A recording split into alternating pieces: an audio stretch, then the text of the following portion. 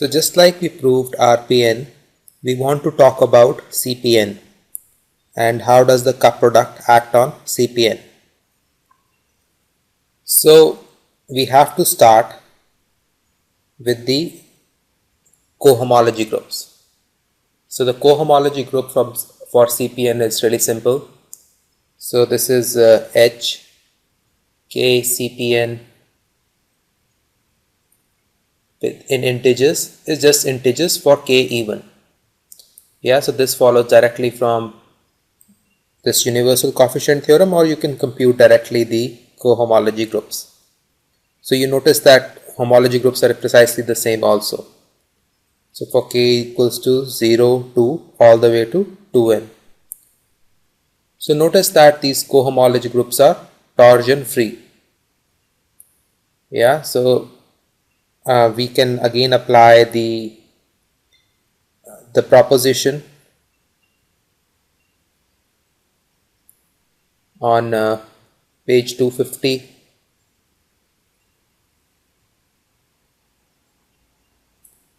So we have all these groups are torsion free. Yeah. So now we are going to write their generators. So H2, H4, all the way to H2n.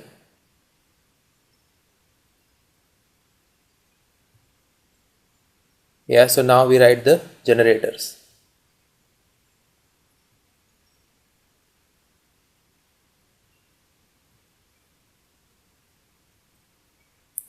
So the generators are, so we will write generator beta square here. This is just a notation, yeah, because obviously there is nothing in H1. Beta 4 here, beta 2n here. So now we have from the applications of or consequences of Poincare duality that you take beta 2k, cup it with beta 2n minus 2k, so you will land in dimension 2n, which is the same as the dimension of CPn. So you get plus minus beta 2n. So this is the consequence of Poincare duality. Notice that 2n is the dimension of the CPn. And this beta 2n is the generator of H2n, CPn, comma Z. So this is exactly the same what we did for RPN also. Notice the indices should add up to 2n, which is equal to the dimension of the manifold.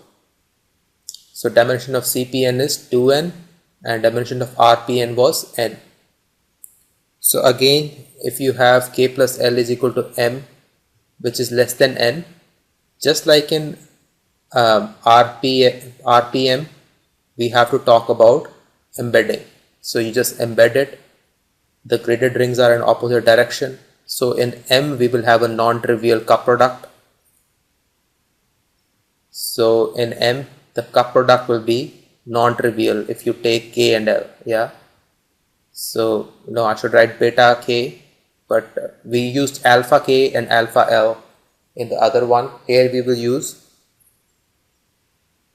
beta 2K and beta 2L.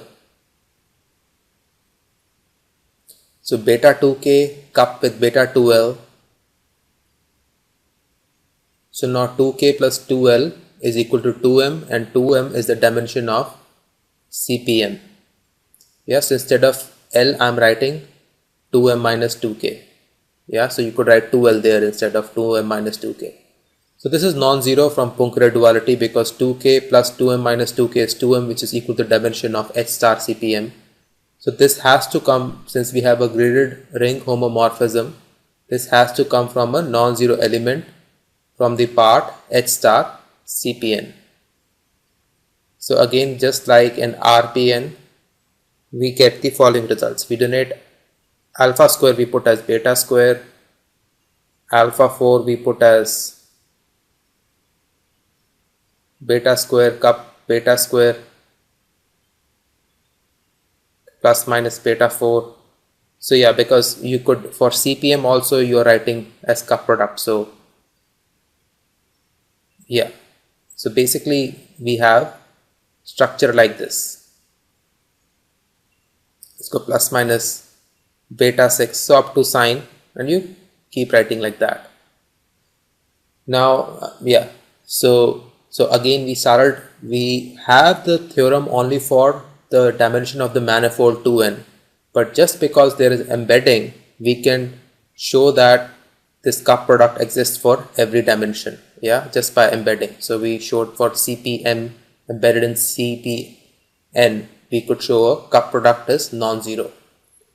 So the idea is there exist generators, say alpha square, alpha 4, and so on, alpha 2 and all the way to, yeah, and these generators are such that you take alpha 2k cup with 2l,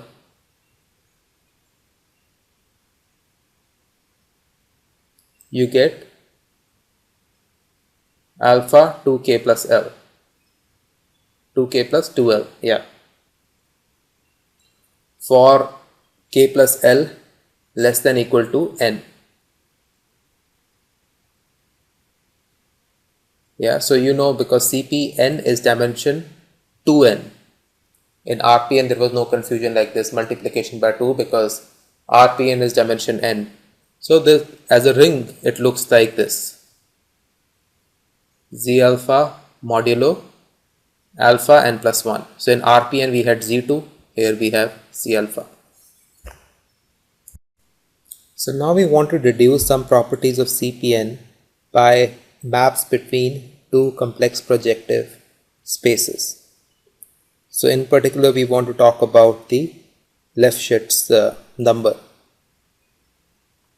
Thus we will be talking about trace of the map, etc. So first notice that for CPn it doesn't matter whether we take the homology group or the cohomology group, because both of them are the same. So since we have talked about Lefschetz before in terms of homology, here we will talk about it in terms of cohomology. So this map F from CPn to CPm will induce a map between the or a homomorphism between their graded rings, which we just discussed. Now what does this map F star does? So map F star takes alpha, the generator of H star CPm, to some lambda alpha, where lambda is a integer, because this is just a ring homomorphism, yeah, and yeah.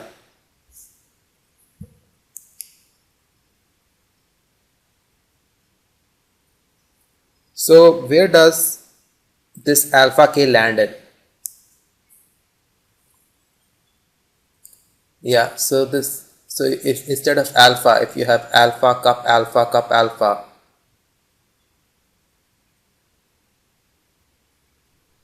yeah, I should yeah, I'm writing so alpha square lies in H2, and therefore we are writing alpha here. So essentially we should write it H2 CPn. So alpha k would land in lambda k alpha k, yeah, just by the properties of homomorphism. So alpha cup alpha all the way to alpha k, this will land in lambda k alpha k. So the property is that F star of alpha k is precisely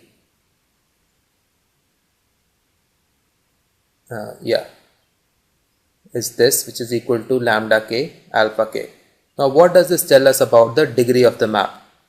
Now this shows that the degree of map is n.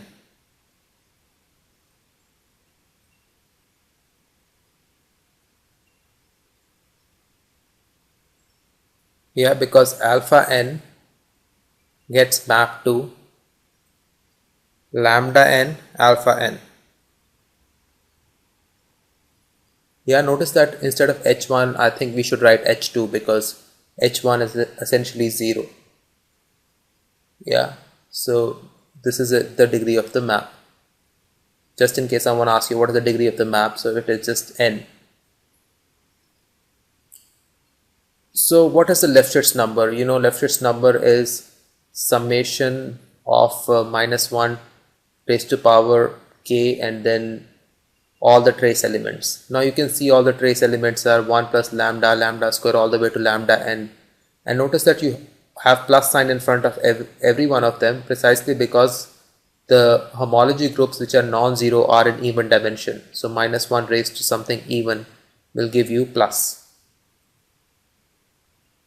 So h0 1 lambda then comes from h2 lambda square, from h4, and lambda n from h2n. So if lambda f is 0, then lambda n plus 1 has to be equal to 1. So that means if lambda is minus 1, this implies n is odd. Yeah, so we have the result. So thus, like, now you use contrapositive. If n is even, lambda f will be non-zero. So yeah, so again I will say this element alpha is about h2, and when you multiply it with lambda you again land in h2. h1 CPn is not correct. So thus n is even implies lambda f is non-zero, or CPn has a fixed point for n even.